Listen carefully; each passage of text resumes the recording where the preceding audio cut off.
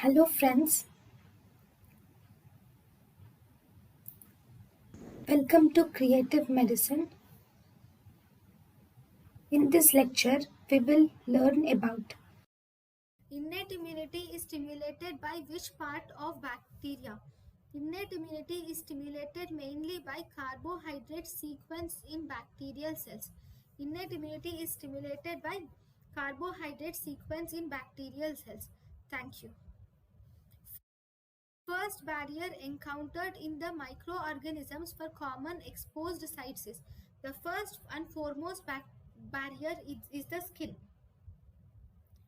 So first in the skin we have outer dermal layer and we have outer dermal layer. First in the skin we have outer dermal layer. This outer dermal layer is effective for mechanical barriers to the entry of most microorganisms. This outer dermal layer also sloughs the outer layer periodically, so that along with the outer dermal layer which is lost, the bacteria will also get removed. Then we have hair follicle and we have sweat glands. Hair follicle, sweat glands and sebum.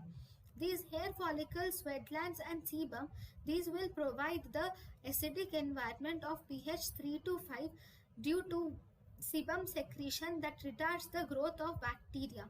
These are also associated with alcohol, and these are also associated with toxins which will inhibit the bacteria. Then we have skin associated lymphoid tissue. The skin associated lymphoid tissue will mediate the specific and non-specific protective mechanisms. Then we also have epithelium. Like in the eye, we have conjunctival epithelium. This conjunctiva will produces lysozymes that will kill the bacteria. So these are the main first line barriers. Thank you.